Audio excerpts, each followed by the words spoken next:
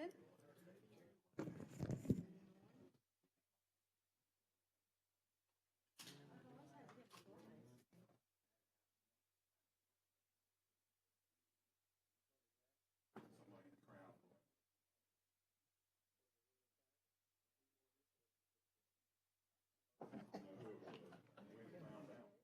So whenever we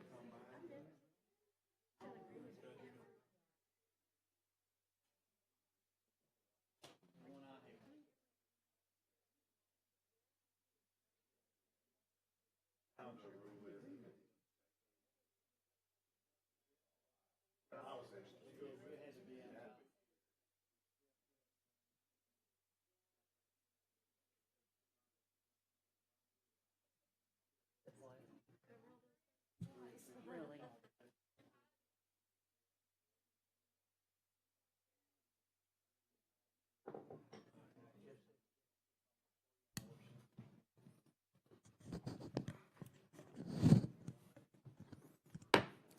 Good morning, everyone. Welcome you to the October 27th, 2020 BCC meeting here in Freeport. Let the record reflect we have 4 to 5 commissioners present. Commissioner Nipper is absent. All right, Jason, if you will, would you lead the invocation and then the pledge, if everyone please rise. let us pray. Lord, we thank you for your goodness. You are a great God, and we're just honored to be your children. We thank you today that you have waken us all up, God, and given us another day. This is a day you have made, and we're going to rejoice and be glad in it. Thank you for your favor and your blessings, God. We pray today for our commissioners that they would make the right decisions for our county, God, that you would touch our country, God. We're in the midst of an election cycle, and we just want your perfect will to be done. That we want the person in there that you desire to be in there, and we just pray that now. We ask you to allow your presence to meet us here, and we'll give you the glory and the praise for everything that you're about to do. In Jesus' name, amen. Amen. Pledge allegiance to the flag of the United States of America and to the republic for which it stands, one nation, under God, indivisible, with liberty and justice for all.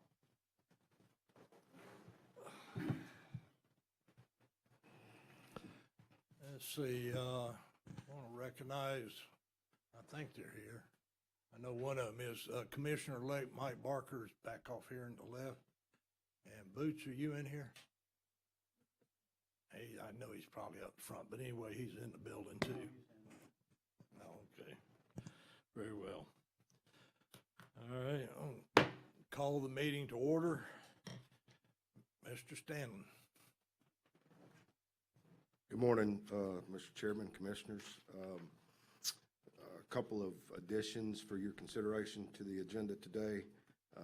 First one would be a discussion and some direction about scheduling a special board organizational meeting that would be prior to the November 24th meeting. We've got some options for you there when we get to the discussion. And then the second addition would be a request for approval to appoint and fill the 2 affected property owner vacancies on the Design Review Board. Okay, is there any comments, questions? Seeing none, is there an motion to approve with additions and deletions? To approve the agenda with the additions. Second. Got a motion, a second. Any public comment? Seeing none, all in favor say aye. Aye. Opposed? Motion carries. All right, this time is for public comment. It's for agenda items only.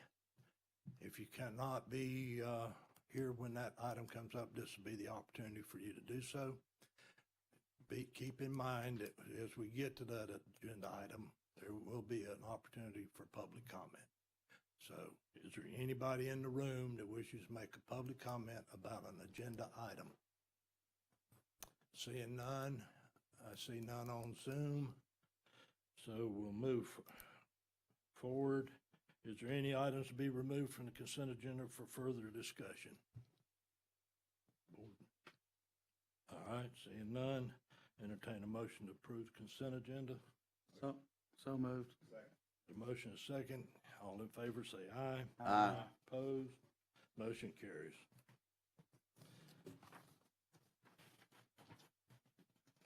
I think the next one up is Waste Management EAL. I have a conflict of interest. I filed a proper form with the clerk and will abstain from the vote. What's the board's wishes? Motion to approve Waste Management EAL.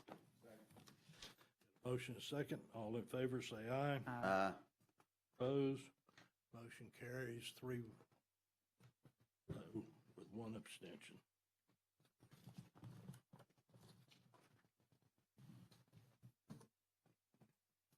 All right, Stan, item number 28. Thank you, Mr. Chairman. The next item under administration is a COVID-19 update, and I believe Ms. Holly Holt is here to provide you with that. All right. Morning, Holly. Hope everybody's okay this morning. Trying to wake up, get going. So Holly Holt, Department of Health and Walton County Health Officer.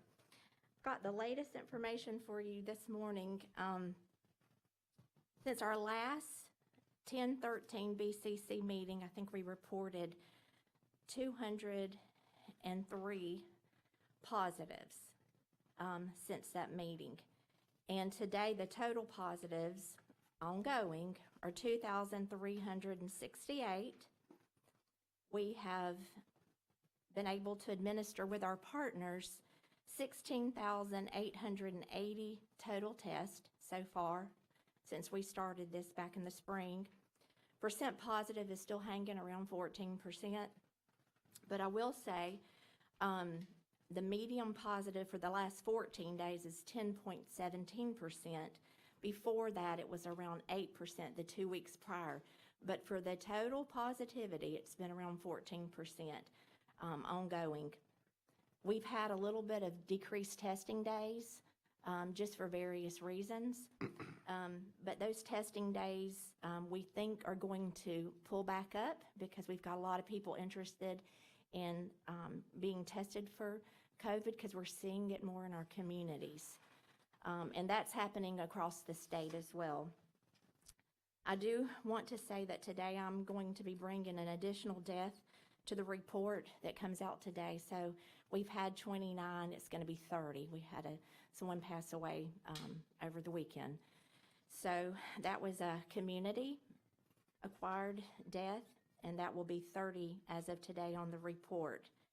Total hospitalizations, and this information actually came from last night. It hasn't been, I haven't gotten that information first thing this morning, but from yesterday, current hospitalized, we had seven COVID hospitalized individuals.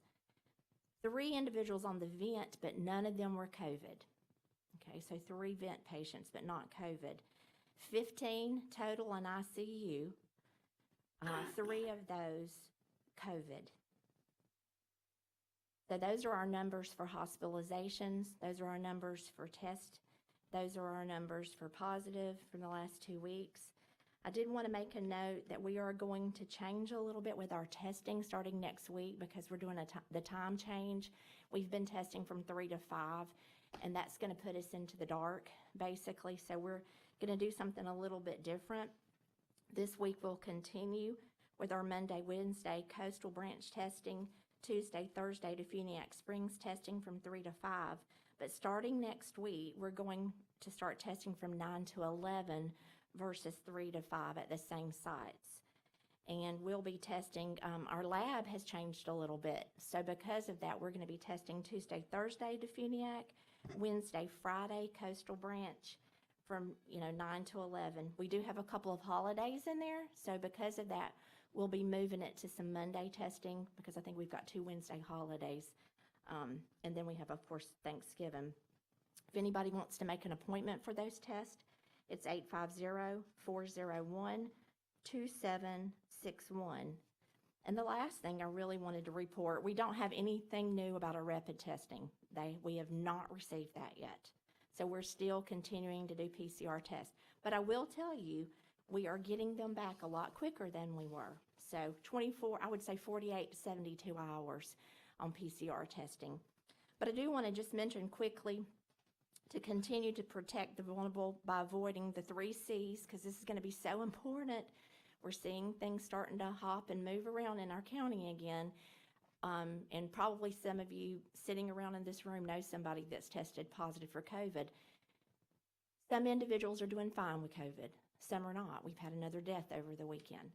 So I just want us to be vigilant and start looking at some of the 3 C's. Just think about that for this month. For closed spaces, avoid closed spaces with poor ventilation that could allow contagious droplets to linger in the air. Crowded places, avoid crowded places with many people nearby. The greater the number of individuals in an area, the greater the chances of COVID-19 spreading from person to person. And then number 3 is close contact settings. Avoid close range conversations and stay at least 6 feet from each other. So those are the things, and if you cannot avoid those, to continue to look at wearing a mask in the community. So that's what I wanted to kind of end on. Does anybody have any questions for me today? Holly, the age of the most recent death. 65. How many? 65.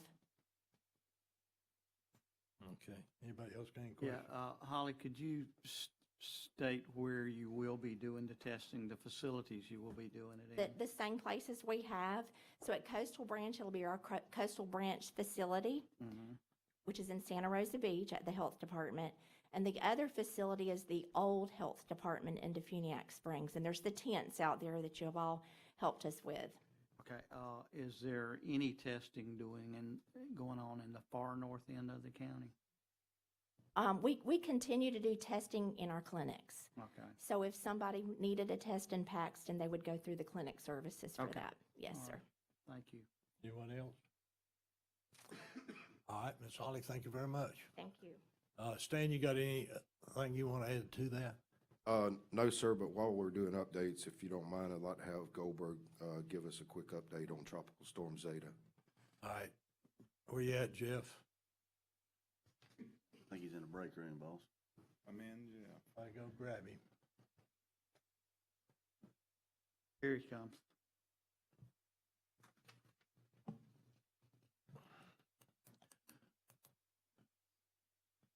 All right, Jeff, I understand you just had another briefing, so if you'll give us the most current that you have. Yes, sir. Jeff Goldberg for the record, Emergency Management Director. Right now, Tropical Storm Zeta is coming off the coast of the Yucatan. It's at 70 miles an hour. It's moving fast, 14 miles an hour. It's going to gain some intensity and pick up speed. We're only looking at probably about 2 to 3 inches of rain. Maybe we might have some pockets of 4 inches because it's moving so fast. May get about 1 to 3 foot of surge, which is not anything that we haven't had before. It'll cause some damage to the beaches, but it should not impact any improved properties at all. We're looking at the potential for arrival of tropical storm force winds somewhere late tomorrow afternoon, early evening. They're saying anywhere from 6 to 8 p.m. They may put up some watches and warnings later on today based upon how the track progresses. The storm's pretty lopsided, so all of the heavy weather and all of the wind is on the east side of the storm, and we're going to be on the east side of the track. So we'll get a little bit more information as the day goes on as far as how that's going to go. Any questions for me? Yeah, Jeff, I know it's a long way off, but is there any projected landfall? I mean, anything they're saying more than somewhere else? They're saying anywhere between Mobile and Louisiana, basically almost the same types of tracks as we've been having a number of times this year, which has been pretty interesting. And any prediction on wind speeds for us when it hits property, if it hits further west from us? If it hits further west, we'll have tropical storm force gusts, probably somewhere in the neighborhood of 50 to 60 miles an hour as gusts. If it tracks a little bit more east, then we can potentially get some low-end tropical storm force sustained winds, 50 to 60 miles an hour. But again, as we progress throughout the day, we'll get a lot more information. Okay, thank you. Okay, well, if we start getting that sustained wind above 45, the bridge is going to be shut down. So keep us informed on Yes, that sir. because it's going to impact. We got voting going on and everything else. So hopefully we won't have to do that, but that is something to keep in mind. Anything else for Jeff? I see none. Thank you, Jeff. Thank you, sir. All right. Stan? Thank you, Jeff. Commissioners, the next item is a request from Mr. Bill Emfeld on behalf of the Economic Development Alliance. And his request is, he's, on behalf of the EDA, he's made application to Triumph for funds to provide infrastructure to the interior parcels at the Woodlawn Industrial Park. And as such, he has requested this board's support and endorsement of that application. So that's the request, and I believe he's here to answer any questions if you have. Mr. Enfield? Thank you, Mr. Chairman. Bill Imfeld, IMFELD, Executive Director of the Walton County Economic Development Alliance. As you all know, we're developing the Woodlawn Industrial Park down on 331 in tandem with the water and sewer project going down 331 that the board's involved in. I'm not asking the board for any money. It's just that on the application to Triumph, they ask for indication that the county in which the project is located is recommending this to Triumph. I'm asking for your recommendation to Triumph, and that I will document that to them by means of the minutes to this meeting, if you so approve. All right, so we don't, the minutes will suffice as far as that, no resolution or anything No like resolution, that? just, but you'll take a vote, and that'll be recorded in the minutes, and then I can submit a copy of the minutes to the board as proof of that recommendation. All right, what's the board's wishes? Motion to approve the recommendation. Second. Motion second, any public comment? Seeing none, all in favor say aye. Aye. Opposed? Motion carries. Thank you, Bill. Number 30, Thank you, Commissioners. The next item is a request to consider an allocation of $140,561.55. In CARES Act funding to the City of Demoniac Springs for COVID-19 related expenditures. As you can see in your book, the purpose for those funds would be for some audio-visual upgrades, some fiber connectivity at their city facilities, networking and security upgrades, as well as computer hardware and website upgrades. The total request, as I said, is $140,561.65. as I understand it, this is also gone by, this request is going to our finance department, and Melissa has looked at it and says it qualifies for the CARE funds. That is correct. Melissa has vetted it, said it qualifies, and if you have any questions for her, she's not here, but she is on Zoom. Okay. All right, what's the board's wishes? Motion to approve. Second. A motion is second. Any public comment? Seeing none, all in favor say aye. Aye. Opposed? Motion carries. Number 31, Thank you, Commissioners. The next item that we have is a request from Miss Lena Bright. And her request is to purchase a piece of county-owned property identified by parcel ID number 081-1S19-23000-003-0014. This particular parcel is a 10-acre parcel. It is part of the Coyote East landfill. If you recall back, some of you, 2017, I believe it was, we worked with DEP to effectively close the Coyote East landfill. That was a 35-acre site. Ms. Bright has purchased 25 of that 35 acres, and somehow we became the proud owners of the other 10 acres through a tax deed. And so it is adjacent to her property. She has reached out to us and requested to purchase the property. And so if you have any inclination to do so, we would move forward with the sealed bid process. Okay, as I understand it, legal, you correct me if I'm wrong, if it's an adjoining property owner, it's county-owned, and there's an adjoining property owner can buy it. However, in this particular case, looking at the aerial and the property appraiser, there's about 6 or 8 additional property owners. Give her a mic.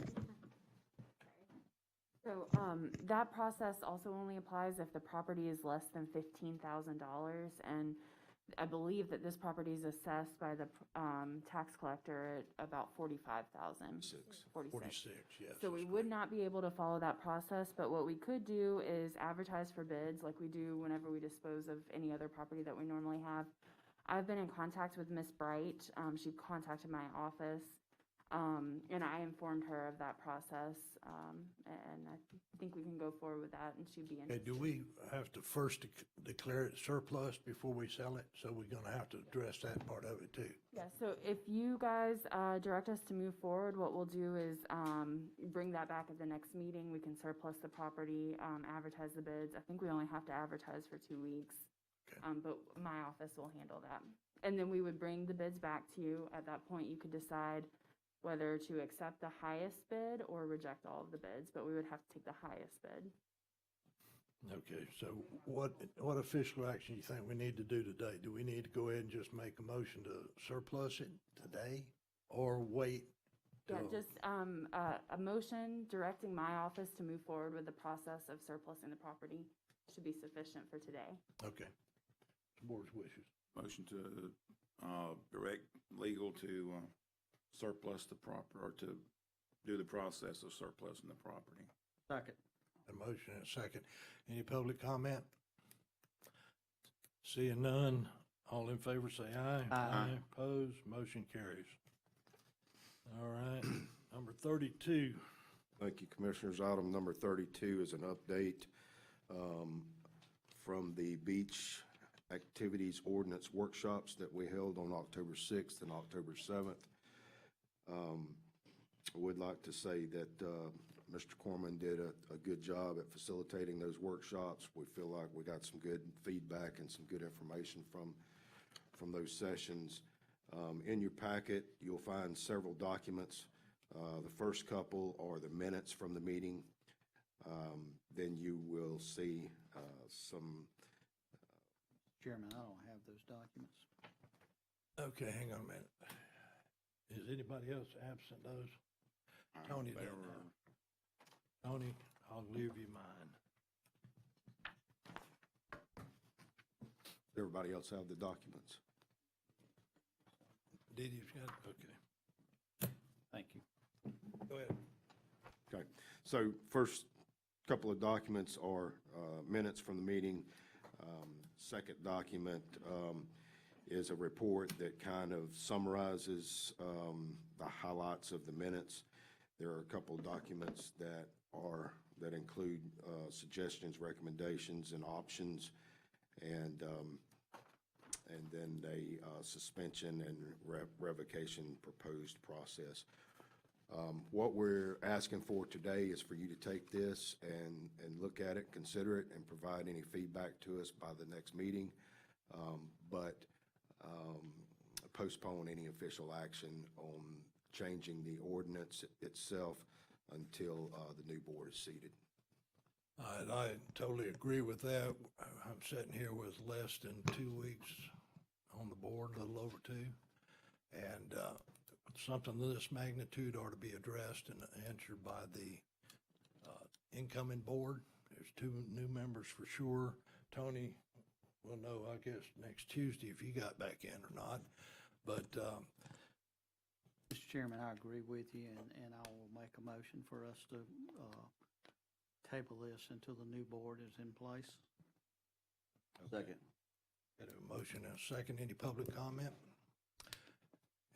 Okay, I see none anywhere. So this, the motion is to table this item until the new commissioners are seated next month on the 17th, I believe it is, and then they can address. Swearing in is on the 16th. The meeting is on the 24th, but that's going to be a pretty heavy agenda. So I would suggest that we probably agenda it for the first meeting in December. December. Do you want to do it as a special meeting or try to incorporate it prior to that'll be 4 o'clock, that meeting in December? That would be up to you guys, but it could get a little drawn out, so. Yeah, I If you know wanna it's do going it to take a separately. while, I'm sure, based upon the participation in the room today. Would an hour do it? I don't think so. Shoot, no. No, 2 hours? I would say 2 hours. So if we had a special meeting starting at 2. at 2, On the- that'd be sufficient? On the before the first meeting in December. Mhm. Okay. the 8th. Okay. December the 8th. December the 8th? Okay, 2 o'clock, December the 8th. all right. I'll make, Right, just to clarify, so this would not be a public hearing for an adoption of an ordinance, right? It would be to get the comments from the new commissioners so we could draft an ordinance. Correct. Okay. All right, so the motion is to table this until December the 8th at 2 o'clock. 2 o'clock. That all right? Modify yours to that. Huh? You modify your second to that, or? Yeah. Okay. All right, I've got a motion and a second, so this will be addressed on December the 8th at 2 PM with the new board. All in favor say aye. Aye. Opposed? Motion carries. All right, number add-on 1. Yes. Yes, sir. Thank you, Mr. Chairman. As I mentioned, the November 24th meeting is going to be a lengthy agenda. What we would like for this board to consider is whether or not you would like to schedule a special meeting prior to the 24th, but obviously after the swearing-in ceremony on the 16th to take care of the board organizational meeting. So an organizational meeting of this board as well as those committee appointments that each of you serve on. Well, let me ask this now. The swearing in is the 16th Swearing in is 16th at 9 o'clock. o'clock, okay. All right. This historically in the past, went through that, went right in behind it, and the organization was mainly to go ahead and elect a chair and a vice chair. Now, the other committee stuff will be presented at the organizational meeting to the commissioners, and if you did like I did the last time, I gave you about 90 days to look at those committee assignments to see if you care to stay on them or transfer or move them or whatever. So is there anything wrong with doing it a limited after the swearing in, a limited organizational meeting? That would be fine. Just to present the committee assignments, like you said. Like we did, yeah. And take pictures. But the genesis or the reasoning behind it is that 24th meeting is probably going to be a booger. So Well, I'm sure it will be, but, But the how long does it take? I mean, we've done it before. It takes like 3 minutes. and about I mean. take long just to About set your 30. chair, because you need to have your chair and your vice chair set in place prior to the meeting. You don't want to take up that time of the meeting. So, Never done it that way, though. no, we haven't. I mean, I really don't care, but I don't see the purpose of us doing it any different than we've done it in the past. It's a small, we do it, we take a picture, and then we get on with business with the new chair and vice chair. Unless you bog it down, you should be in and out of that part of it in 5 minutes. Yeah. yeah, it'll just I mean, I'll go along with whatever the board wishes, but I mean, I just, I don't see the point of it. the 2 new board members, it probably would help out things to get it organized. But I'll make a motion that we have the organizational meeting November 16th at 10 o'clock. That'll give plenty of time. Should do it for all the shaking howdy and picture taking. Okay. November 16th, you say? November 16th at 10 o'clock. Got a second? Second. All right. Any public comment? Seeing none, all in favor say aye. Aye. Opposed, motion Nay. carries. Nay. Hey. Okay. 33, Public Works. Thank you, Mr. Chairman. The next item, item number 33, is request for approval to advertise an invitation to bid for the construction of the Highway 98 westbound deceleration or turn lane at Old Ferry Road, and that would be built utilizing leftover TIF funds from the Renee Arnett Lane towards the construction cost. Okay, well, that's in my district, and Boots, if you're in there, can hear me, that it'll be yours to deal with shortly. That intersection has become fairly dangerous, and it's taken some time to work through the process and work through DOT to get permission, because the turn lane will be on the state right away. But anyway, I've strongly urged to try to support this thing, because we need to do something. Chairman, would you like to step down and make that motion since it's in your district? I'll step down and make that motion that we approve the invitation to bid for the construction of the westbound decel lane at US 98 and Old Ferry Road. I second that motion. Motion and second. Any public comment? Yes, okay. He doesn't do this very much, so let me try to give it a little heads Go up. ahead. Be sure you give your name and spell your last name for the clerk, okay? Thank you. Yes. Hello, my name is Monica Douglas, Douglas. I'm actually scheduled to present today at item number 41, but because my testimony pertains to this vote, may I speak now? Yes. Yes, okay. Go ahead.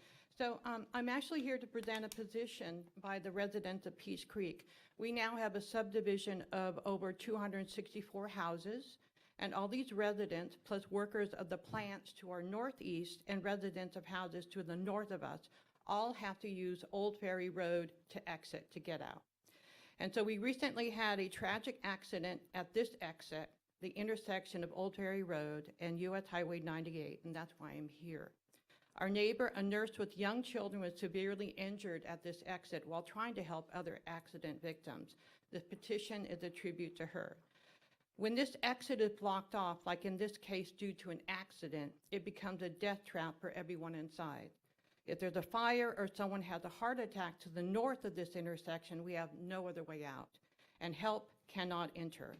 It therefore becomes imperative that this intersection road improves. After speaking to our fire marshal, I realized that by making these safety improvements, it would benefit all emergency responses, as well as adding value to our county and the community. We're therefore seeking your support and guidance, and ask that you allow staff, county staff, to work with the residents of Peach Creek, as well as the plant representatives. Together, we could explore all the traffic options, not only this one, that would immediately and significantly improve the safety of our neighborhood. So not only a deceleration, but also an acceleration lane on westbound US 98 at this intersection. We're dealing with speeds that go from 55 to 65 miles per hour on 98. Even better lighting to show that that road exists, and additional access road. So we really ask for your support to collaboratively work together with the staff. I know that there'll be new commissioners coming in. Some of you might be staying. So perhaps we can refer this kind of collaboration and working with staff, so that whatever you do is cost effective for everyone. I've also spoken to traffic engineer from FDOT, Michael Lewis, and he is willing to work with us to find a cost-effective solution to what people are very nervous about. And we don't want our values to go down. We want people to stay. And so it would benefit everyone. So I thank you for listening. Okay. Thank you, ma'am. Any more public comment? Seeing none? No, I'll hold my comment until the next. Okay. No more public comment? What's the board's wishes? All in favor, say aye. Aye. Aye. Any nays? Motion passes. All right. Hand me my stick back. Thank you. All right. Thank you, Commissioners. The next item is a request for approval to advertise an RFP for artificial reef construction and deployment.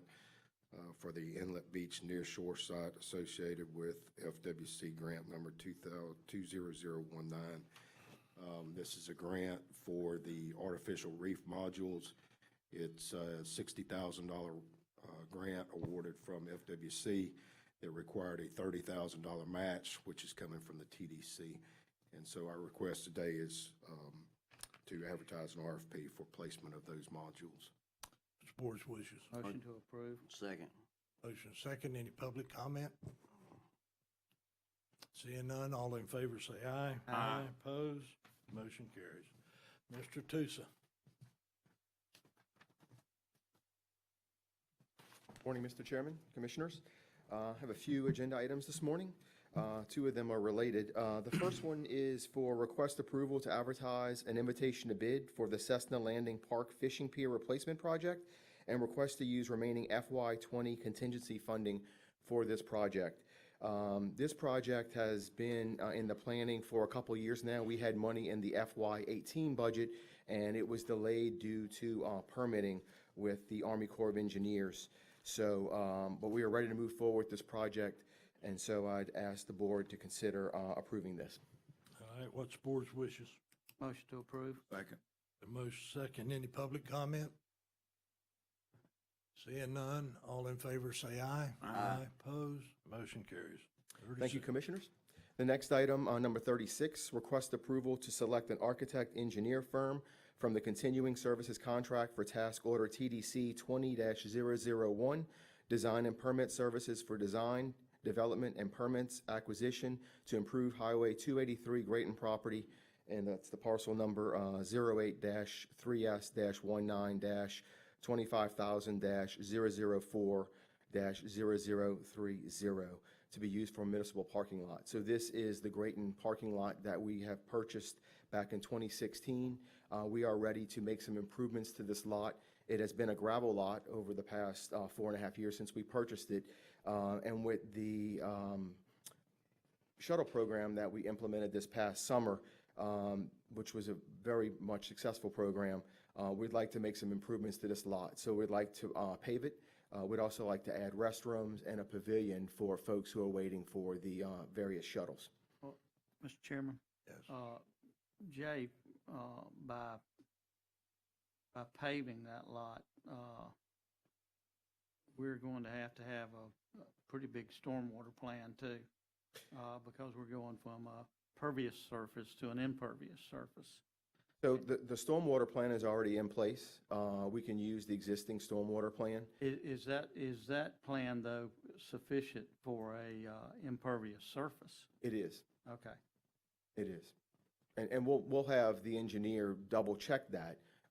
But that is the understanding that on our initial assessment that the stormwater is appropriate for a surface lot, a paved surface lot. Okay.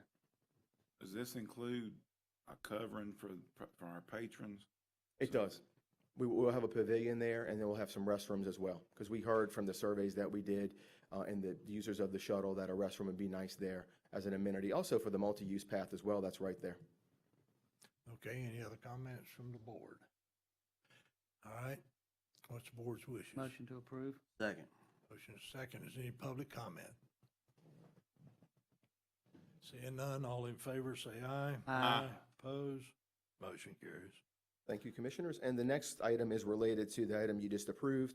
It's number 37, request approval to purchase 4 custom shuttle vehicles for the Grayton Beach Shuttle Program in the amount not to exceed $400,000. You have a little packet in front of you with some photos. I think, Jason, you have some, yeah, there's some photos as well on the screen. So these are some shuttles from a company in Nevada. They make these shuttles for zoos across the country. Also, Disney World uses these for their Animal Kingdom. So we've been looking long and hard for an alternative to the golf carts that we used this past summer. The golf carts are, we've heard complaints that they were loud. They're obviously small in the number of people they can transport. There's also a safety factor there that we need to kind of be aware of with being small golf carts, those low-speed vehicles. These are F-350 vehicles. The ones that we're looking at are a 2021 model, a Ford F-350. They're gasoline engines, so they should be quiet for the residents of Grayton Beach. We're looking at 4 vehicles, 3 standard, 1 ADA. They have 12 seats in them, so that's a higher capacity than what we're using with the golf carts. The golf carts, we had a maximum of 8, but when you took out the front seat for the driver and just an open seat, that's really 6. So we're really doubling the capacity with these vehicles. So I did have Cliff Nauer with Dewberry. He did me a favor, and he ran these through his auto turn program that he has, for the route down in Grayton, and this will make all the turns in Grayton. So we just think these are a really good fit and vibe for Grayton Beach. So a couple other things here I just want to highlight. They are street legal, obviously, being Ford F-350s. They're non-CDL with the number of seats. These are four-wheel drive vehicles, and we're paying a little bit additional for those, but it's $3,700 in total for all 4 vehicles, so about $925 extra. We feel that it's worth it in case we want to use these later on somewhere else in the county. We could also use them in emergency situation with emergency management for high water rescue. So we think that it's worth the extra $1,000 investment per vehicle to have four-wheel drive. As I mentioned, they're 12-passenger capacity plus 2 in the cab. It has a reverse alarm system on it, so if people are backing up, you'll hear it. So as patrons are around the vehicle, they can be alerted that the vehicle is backing up. It has an emergency pull to alert the driver, so as the patrons are in the back, if there's an emergency, they can pull it and alert the driver. There is a Bluetooth system that connects the front to the back with the PA system, so that'll be good. It has roll-down tops and sides. You can kind of see that, so we can roll the sides up when the weather's nice, and when we have inclement weather, we can put them down. That was a real challenge with the golf carts. When it was raining, people got wet. So that was one of the things that we heard concerns about when we went through the pilot program. Okay, Yes, sir. since the driver is in the cab, how they communicate to the passengers in the back? So there's a window in between the front cab and the back area, so that can be opened, and so people can use that. But there's also then a pull cord that people can use to alert the driver of anything that's going on. And then the driver has a Bluetooth headset that he can communicate through a speaker system in the back. Okay. Very well. Let's see, there's also a camera system in the back for monitoring, so the driver can also monitor the situation through video. If something's going on back there, the driver can see what's going on and pull over if he needs to address something. There's LED lights in the back, so in the evenings when it gets dark, there's lights, mounted fans in the passenger compartment as well. And then we're going to add a storage box in the back of the vehicle for beach gear. We also have plans to add a side system for paddle boards, and then something on the front for bicycles. So if you want to bring a bike down there because you want to, take the shuttle down and ride your bike out of Grayton, then you can do that. And same thing, like I said, with paddle boards, you'll be able to attach a paddle board on the side of the vehicle. So if you're going down to the beach, you can bring your beach gear. Okay, what's the board's wishes? Motion to approve. Second. Motion is second. Any public comment?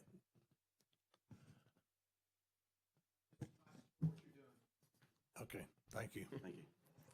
All right. We got a motion His and a name second. for the record.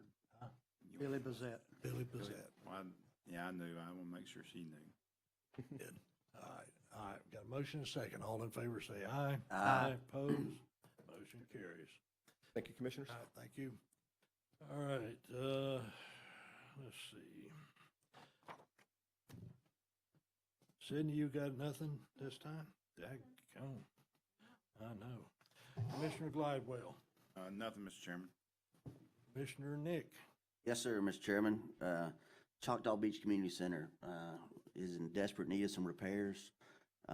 It is a voting precinct. We need to address the ADA compliance of the bathrooms, as well as bring the heating AC up to code.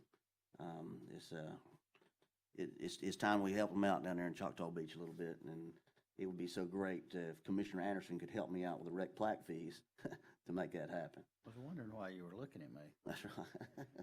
What is the total amount? I think the total was not to exceed $7,782.49. I'll make a motion to take that amount of money out of my rec plat fees. Thank you, sir. I appreciate that. Second. Got a motion and a second. Any public comment? We will do a contract, correct? Do we need one if it's Is it? a voting precinct? Well, no, I can't, I don't know if it's privately owned or if we own it. I think it's privately owned. Okay, so we would do a discretionary funding agreement, but that wouldn't be difficult. We can handle that. Good deal. Any other comments before we vote? All in favor say aye. Aye. Opposed? Motion carries. All right, Commissioner Anderson. No, sir, Mr. Chairman. I don't have anything. We have 3 citizen requests. First one is Ralph Laird and Steve Young. I seen Ralph come in. Do you want to come up and proffer what you want?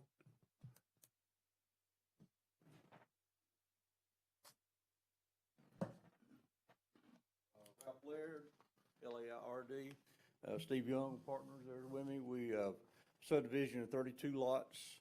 We're trying to get some electrical infrastructure there.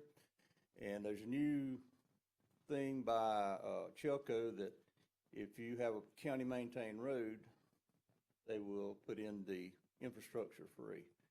So our request is we have 3 roads in there, Black Bear Court, Wildwood Lakes Drive, and Evergreen Parkway.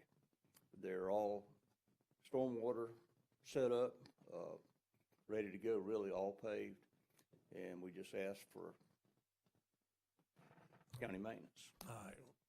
Ralph, as a standard procedure here is that we will, if the board agrees, will direct staff, public works staff, to go out and do their assessment to see if what's out there meets the county's minimum standards to accept it. Good deal. So with that being said, that's all. Make a motion that we instruct Public Works to evaluate these 3 roads that Mr. Laird brought up. I'll second it. That motion is second. And Evergreen Parkway is already county maintained, which is part of that Phase 3 subdivision. So all blends in together, really. All right.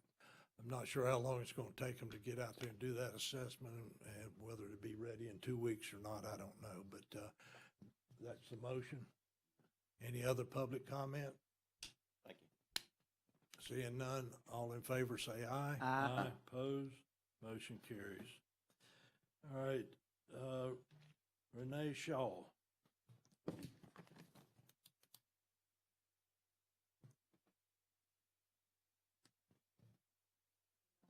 Good morning. I'm Rena Shaw. Oh, I'm and sorry. That's okay. Rena. I figured you didn't recognize me. I did Put on a recognize. pound or 2 since I saw you. Okay. And this is Sandra, and we're here this morning to ask the county commission to change the land use on a piece of property that she owns in the far north Walton County, right on the Alabama state line. I spoke to Danny Glidewell about it previously. It's currently zoned as, forgive me, I have chemo brain some days, general agricultural. Okay, all right. We'll let you see it, and then we'll give it to the clerk for the record. Deeded and transferred on November the 24th of 1997, a couple of months after they changed the comprehensive plan to stating that you had to have in excess of 10 acres to place a mobile home or a home on it. It has an existing home that is in terrible disrepair, but they're wanting to put a mobile home on it, and where that the zoning was as such that would not be a possibility. And we're just asking that you change the planning zoning.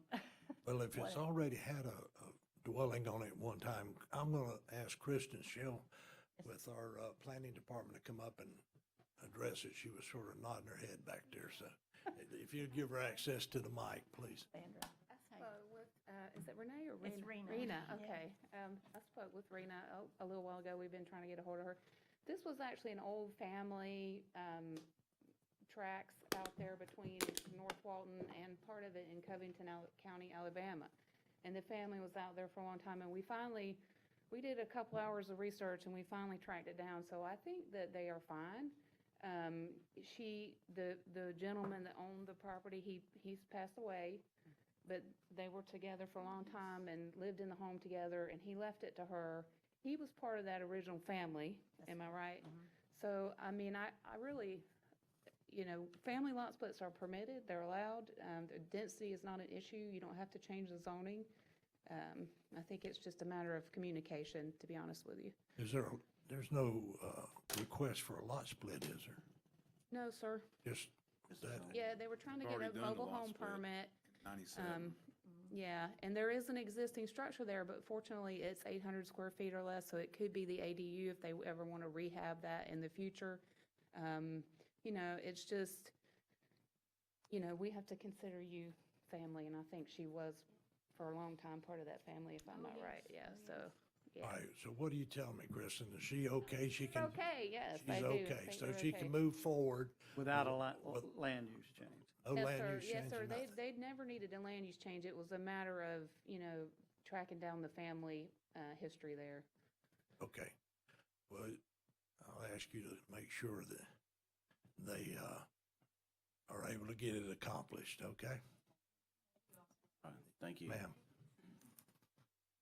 Okay, Monica Douglas, but she proffered her stuff earlier and left, so you want to, well, I ain't to that point yet, but when I do, you can get to it. He wants to talk on this thing. Well, it's Donna's. He reserved his comments. All right, go ahead, come on. Out of order, but we'll do it. Good morning and thank you. I've been a resident of Peach Creek for 3 years now. Need your name, sir? Oh, I'm sorry, Richard Crelly, Crelly. I live at 16 Viper Road. And I've been a resident there for 3 years. There's a huge D.R. Horton development there with over 260 homes. And I understand there's potential for more.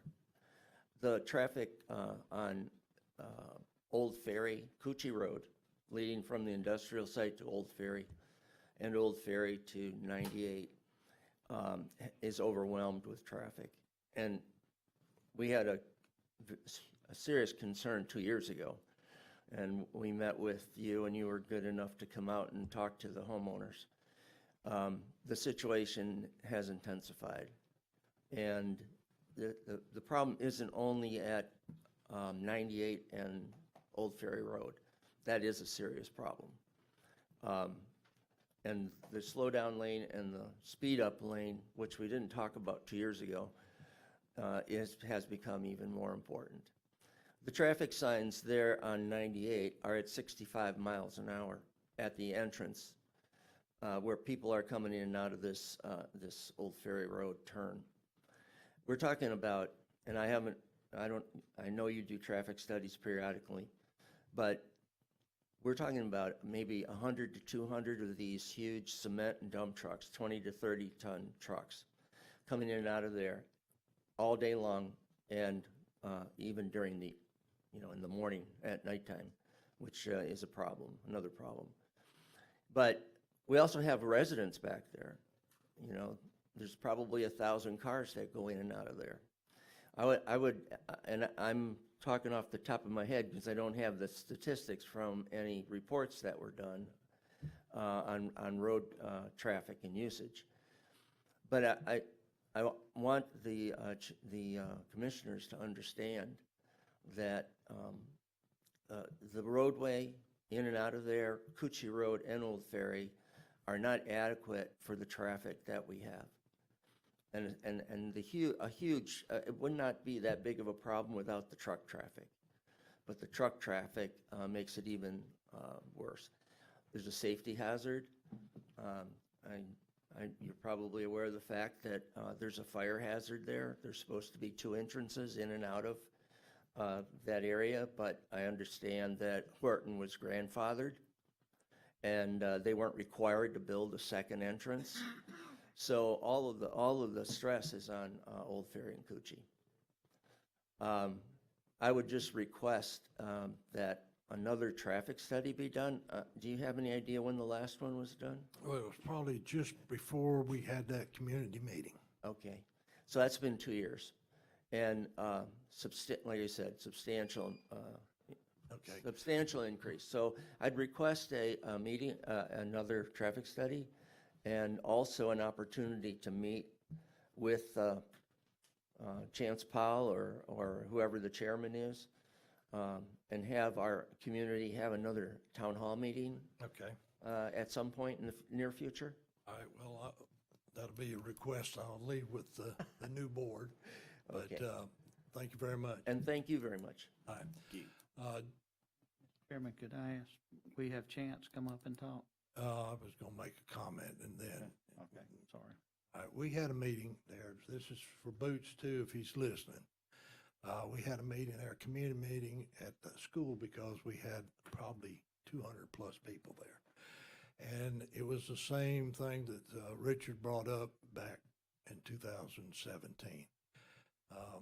Chance went out there and did the surveys.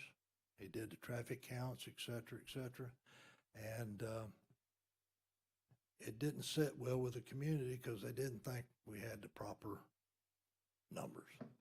Our numbers did not jive basically with what they said was taking place. The other thing too, unbeknownst to a lot of those in Peach Creek, is they had just recently bought in there and did not really vet out the location where they were at. Coochie Road and Old Ferry Road was beefed up back whenever the industrial park went in there. And that was long before D.R. Horton came in there. This goes back 20 plus years. And so they had went in there and beefed up that road in anticipation of the heavy trucks and traffic that would be going through there. Unfortunately, DR come in there and bought land on both sides of Coochie, and they built.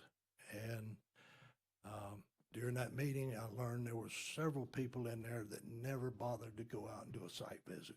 They bought it off the computer sight unseen other than pictures. And so once they moved in there and found out what was really going on out there, now they were mad. And it was the industrial park, but the industrial park was there long before DR even come around.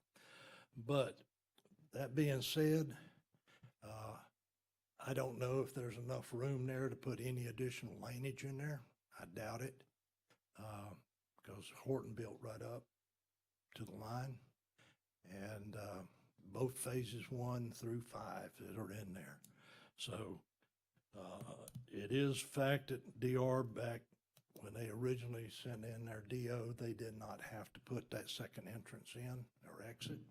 And so everything's down to Coochie to get out of there in Old Ferry Road. But it probably wouldn't hurt. It's been now almost 3 years before there was since the study was done, to maybe have an updated study. I've been down there quite a bit in the last year, and I'm not sure I've seen 100 trucks come in and out of there in a day. Sometimes I've been down there 30 or 40 minutes and never see one truck. But that neither here nor there. It wouldn't hurt, and maybe ask Public Works to update their survey in there. And then ask them also to work with the community to, since we got the decel lane coming in on the westbound, then maybe an accelerated lane on the coming out of there going westbound. There is already a turn lane coming in eastbound. So, And there's, you know, I tend to agree, and we probably do need an XL lane, but that also has to come through the state. yes, it does. So, I just want, you pretty much answered my questions, Mr. Chairman, so I don't need to talk to Chance, but I agree with you. We probably need to look at having another survey through there. And I don't know if we need to make a motion on that. Yeah, just a motion to direct Public Works. I'll make that motion. Second. Got motion second. Any public comment? Yes, sir. Come forward and identify yourself, spell your last name for the clerk. Andy Isolano, Isolano. I'm a relatively new resident in Peach Creek. The end of May I moved in. I also bought on the internet, like you said, but the truck situation for me is not, as you stated, doesn't seem to be the major issue. One of the major issues I see is that acceleration, deceleration. The problem being the debris that falls from the vehicles, the commercial vehicles in and out, the gravel, concrete, has caused that road to have all kinds of bumps, and especially when you make that turn to try to accelerate. You cannot safely accelerate on a turn to blend with traffic, which is very necessary. I had a lady, just 2 days ago, I pulled into the development. She was stopped on the side of the road, elderly lady. I pulled over to see if she needed help, and she was white. She had tried to turn in the development, and a vehicle heading westbound had to slam on the brakes and just barely avoided her, and she was extremely shaken. So that being said, that's why the importance of those both acceleration and deceleration lanes are necessary. But the second thing I'd like to bring up is a second exit should there be an emergency. I worked in code enforcement in California for a long time, and I was the fire inspector for Clovis, California. But I would like to see the potential. I understand it's hard to put in another road, but at least maybe an emergency vehicle access, that maybe the ground is put DG down, or just for the road isn't used, but should there be a major event at that entrance, that this gate can be open so emergency vehicles can get in, should a resident have an additional problem. If we were to have a fire on that main road, the access to the rest of the development would be blocked, and anybody that had another emergency would be out of luck, so to speak. So it's a really it's a bad situation. Like I said, I didn't know it at the time. It probably would have caused me not to purchase in there had I understood how it went. So I just want to reiterate the importance of what we're speaking on today. Well, we've looked at that. I want you to know we've looked at it as far as the second exit. But the location of where it could possibly go is state-owned land, forestry, and they are very hesitant to put anything through that forest. Well, which is why I think maybe if we approached them with a locked emergency gate where it's not used, except in the event of emergency. Well, they may accept that. I'm not going to say they will or they won't, but that is something that staff, I guess, could look at. But then who's going to build it? I mean, that's the other thing. DR, I doubt it because they don't have to. Is the HOA willing to put the money in there? Well, I'm running for HOA board as we speak, so I will let you know in a few weeks. So, but I don't know that the county would step out there and do it. But anyway, Chance is sitting back there. He heard maybe we your can comment. make a deal with the cement plant to put some recycled stuff down there. They might. Yeah, we just need wheels to get traction, and then we can figure out the logistics. Okay. So All right. thank you for your time. Thank you. Could I ask one question, Mr. Chairman? You said that the commercial trucks or stuff are falling out of the beds. Are those trucks covered, those beds covered? I couldn't say. I've noticed a number of them aren't. But what happens is when they get loaded, the debris catches on the sides and it falls off as they drive. I don't believe the drivers are actually aware that they're losing stuff. But if you drive Old Ferry, there is bumps of concrete that has since dried, and then there is gravel, and they're constantly running over the reflectors. They've been knocked over 3 times since I've lived there. So, and then they create a ditch when you're entering. They make the turn too tight, and they create a ditch on the side of the road. And if you happen to be there at the same time as a truck and make the turn and don't quite make the turn There's a big tight hole enough, there. Yeah, there's a big hole there, and I it got could one of cause those a on my problem. road, too. Well, it might not hurt to reach out to FHP, get their motor vehicle compliance unit to come in there, because I can tell you about probably what it is on the cement. They overload it in trucks. And then when they start to accelerate, that tub's going to funnel it out, and it's going to go down.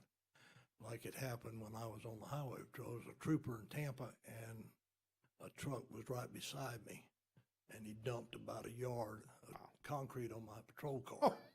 That's, Well, I got in his pocketbook, and he had to clean my car too. But anyway, we can ask them, they are probably overweight in some regards, so it probably wouldn't hurt maybe them come in there if we can get them to come in there and do, is there any accountability to what they're required to clean up when this happens, if we report it? whether it's you or them or anybody else, if you dump something on the road, your responsibility to clean it up. But like you said, they probably don't even know it because it's dumped Well, off. yeah, right, but we can obviously say where it came Well, from. that's pretty So, good idea where it yeah. came from, yeah. All right, thank you. very well, thank you. All right, is there any other public comments? Seeing none, we'll move into the planning and development services.